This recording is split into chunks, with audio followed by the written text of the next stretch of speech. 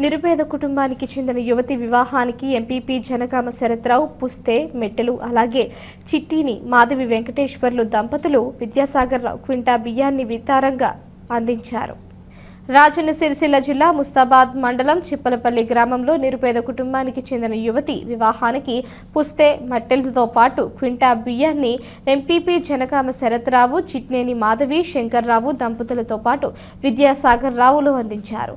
మాజీ AMC vice chairman Kommeta Rajamallu చేతుల మీదుగా నిరుపేద కుటుంబ వధువుకు అందించారు.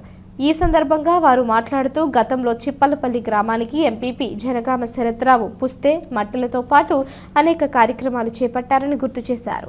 ఈ కార్యక్రమంలో మాజీ AMC vice chairman Kommeta Rajamallu, Rajaiah, Devaiah, Prabhakar, Suresh తదితరులు పాల్గొన్నారు. ఇటువంటి సేవా కార్యక్రమాలు చేయాలని భగవంతుని మనస్ఫూర్తిగా కోరుకుంటున్నాం. అదేవిధంగా మా ముస్తాబాద్ మండలంలోని గూడెం గ్రామానికి చెందిన చిట్నేని మాధవి వెంకటేశ్వరరావు గారు మరియు వారి బావగారు అయినటువంటి విద్యాసాగరరావు గారులను అడగగానే ఇట్లా నిరుపేదలు వారికి ఏమైనా సహాయం చేయాలనడంతోనే వారు మంచి పెద్ద మనసుతో స్పందించి క్వింటాల్ బియ్యం ఇవ్వడం జరిగింది. వారికి మా తరపున మరియు ఈ వీరు నిరుపేద కుటుంబ సభ్యుల తరపున వారికి ధన్యవాదాలు తెలపడం జరుగుతుంది.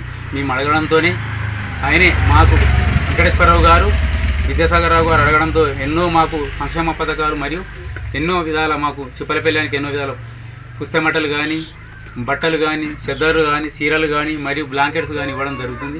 వారికి మరియు ఇంతకుముందు చూస్తే నిత్యావసర సరుకులు ఇవ్వడం జరిగింది. కొంతమందికి ఆర్థిక సాయం సుధా చేయడం జరిగింది. వారి కుటుంబ సభ్యులకు ధన్యవాదాలను తెలపడం జరుగుతుంది. వారు మంచిగా వాయువారోగ్యాల సంతోషాలతో ఉండాలి.